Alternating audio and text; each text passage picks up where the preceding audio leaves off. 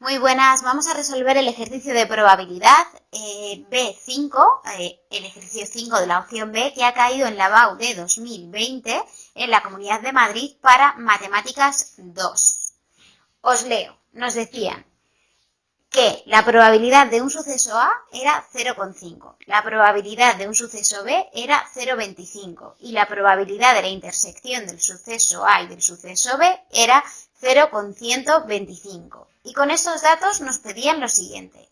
En el apartado A nos decían que se añadía un nuevo suceso que era incompatible con A y con B, es decir, un nuevo suceso C que era incompatible con A y con B, y nos pedían que justificáramos razonadamente si la probabilidad de C intersección unión A y B es incompatible. Entonces, nosotros, ¿qué sabemos? Sabemos que si el suceso C es incompatible con A y con B, la probabilidad de la intersección de A y C es igual a la probabilidad de la intersección de B y C igual a 0. Porque como son incompatibles, las intersecciones de esas probabilidades son 0. Entonces, sabiendo eso, que solo sabemos por teoría y por el dato que nos han dado de que son sucesos incompatibles, vamos a razonar si la probabilidad que nos están pidiendo, que es la intersección de C con la unión de A y B, es incompatible. Entonces, la probabilidad de la intersección de C con la unión de A y B es lo mismo que la probabilidad de la intersección de C y A unión intersección de C y B. ¿Qué pasa? Que esas intersecciones son las que sabemos que son 0 porque son sucesos incompatibles que nos han dado como dato. Entonces tendríamos la probabilidad de la unión de dos vacíos, es decir, la probabilidad de la unión de dos sucesos incompatibles, con lo cual es 0. Y como es 0, podemos afirmar que sí es incompatible la probabilidad de C intersección con unión A y B. Y con eso habríamos contestado al apartado A. En el apartado B nos dicen, ¿son el suceso A y el suceso B independientes?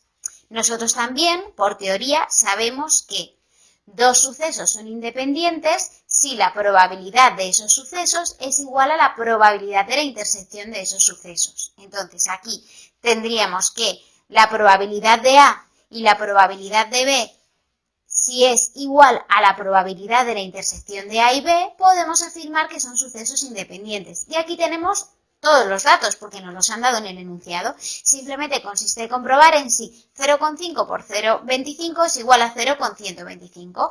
Y efectivamente, si hacéis los cálculos, veis que sí. Nos queda 0,125 igual a 0,125. Por lo tanto, se cumple y por lo tanto podemos afirmar que los sucesos A y B son independientes. Y con esto habríamos contestado al apartado B. En el apartado C nos decían que calculáramos la probabilidad de que no ocurra A y de que no ocurra B. Es decir, la probabilidad de intersección de que no ocurra A y de que no ocurra B.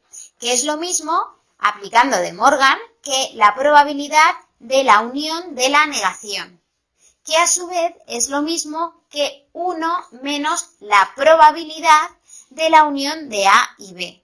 La probabilidad de la unión de A y B la sabemos con la fórmula, porque sabemos que la probabilidad de la unión de dos sucesos, A y B, es lo mismo que la probabilidad de A más la probabilidad de B menos la intersección de esas dos probabilidades. Con lo cual tenemos todos los datos. Y lo que nos están pidiendo es 1 menos la probabilidad de A, 0,5, más la probabilidad de B, 0,25, menos la probabilidad de la intersección A-B, que era dato también, menos 0,125. Sustituyendo todo nos queda 1 menos 0,625 y nos queda una probabilidad de que no ocurra ni A ni B de 0,375. Y con esto habríamos contestado al apartado C. En el apartado D nos pedían cuál es la probabilidad de que no suceda B sabiendo que sucede A. Entonces aquí hay que aplicar Bayes, en el denominador la probabilidad de A, que es lo que sabemos que se cumple, el sabiendo que, y en el numerador la intersección de esas dos probabilidades, es decir, la probabilidad de la intersección de A con que no ocurra B. La probabilidad de la intersección de que ocurra A y no ocurra B es lo mismo que la probabilidad de A menos la probabilidad de la intersección de A y B. Es decir, le quitamos lo que hace que ocurra B, es decir, porque queremos que no ocurra B.